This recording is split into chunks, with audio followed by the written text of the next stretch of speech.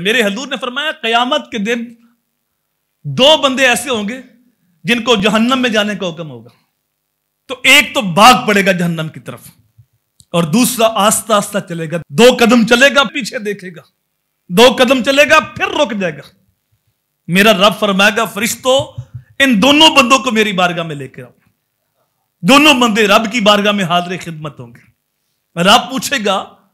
کہ تو 2 قدم چلتا ہے پھر رکتا ہے، تجھے حکم دیا جہنم میں جا اور تو آہستہ آہستہ چلتا ہے۔ عرض کرے گا باری تعالیٰ میں نے دنیا کے اندر علماء سے سنا تھا کہ رب کی رحمت بڑی وسیع ہے، تو میں تیری رحمت کا منتظر ہوں،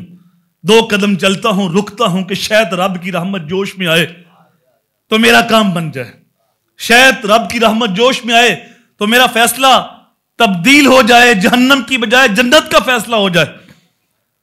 تو دوسرے سے رب پوچھے گا کہ تجھے میرے عذاب کا نہیں پتا؟ اتنی تیزی کے ساتھ جہنم میں بھاگ رہا ہے، تجھے پتا ہے کہ تو کہاں جا رہا ہے؟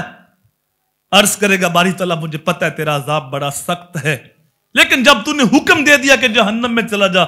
تو میں نے سوچا ساری زندگی رب کی نہیں مانی، اسی وجہ سے جہنم کا فیصلہ ہوا ہے، دنیا میں نہیں مانی آج ہی مان لوں، اس لیے میں دوڑ کے جہنم کی طرف جا رہا ہوں کہ تیری نافرمانی نہ ہو،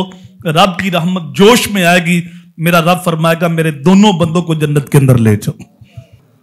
الرحمن الرحیم، وہ رحمان بھی ہے